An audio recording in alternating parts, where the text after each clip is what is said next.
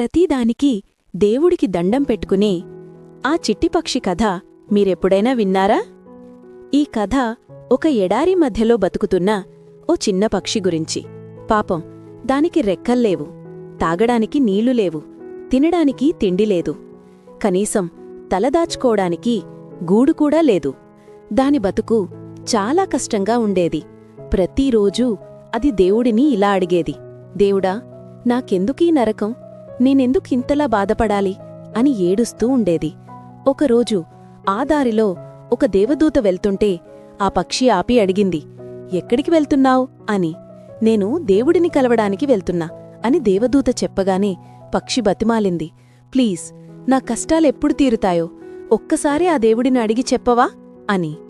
దేవదూత సరే అని వెళ్ళి దేవుడిని అడిగింది.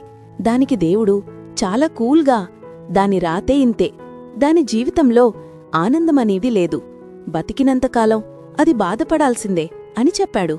దేవదూత షాక్ అయింది. దేవుడా, ఈ మాట చెప్తే అది తట్టుకోలేదు, ఆశ చచ్చిపోతుంది, ఏదో ఒక మార్గం చెప్పు అని అడిగింది. అప్పుడు దేవుడు ఒక సలహా ఇచ్చాడు. సరే, ఆ పక్షిని ప్రతిరోజూ ప్రతి క్షణం థాంక్యూ గాడ్, నాకిచ్చిన దానికి కృతజ్ఞతలు అని చెప్పుకోమని చెప్పు అన్నాడు. దేవదూత వచ్చి పక్షికి అదే విషయం చెప్పింది. పక్షికి అర్థం కాలేదు, కాని ప్రయత్నిద్దాం అనుకుంది.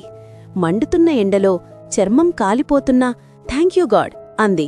ఆకలితో కడుపు కాలిపోతున్నా థాంక్యూ గాడ్ అని చెప్పడం మొదలుపెట్టింది. కొద్ది రోజులకి ఒక అద్భుతం జరిగింది.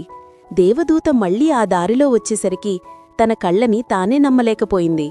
ఆ పక్షికి ఇప్పుడు రెక్కలు వచ్చాయి. అక్కడొక చిన్న నీటి కొలను ఏర్పడింది. ఎండిపోయిన ఎడారి కాస్త పచ్చగా మారింది.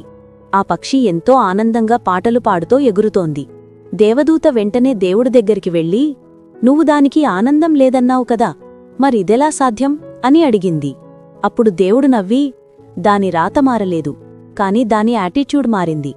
ఎప్పుడైతే కష్టాల్లో కూడా కృతజ్ఞత చూపించడం మొదలుపెట్టిందో అప్పుడే అద్భుతాలు జరగడం మొదలయ్యాయి అని చెప్పాడు. చూసారా, పరిస్థితులు ఎలా ఉన్నా సరే కృతజ్ఞతతో ఉంటే మన బతుకు కూడా మారిపోతుంది. ఈ చిట్టి కథలో ఉన్న అసలు మెసేజ్ మీకు అర్థమైతే గనక కామెంట్స్లో ఆమెన్ అని టైప్ చేయండి. ఈ వీడియోని కనీసం ఒక్కరికైనా షేర్ చేయండి.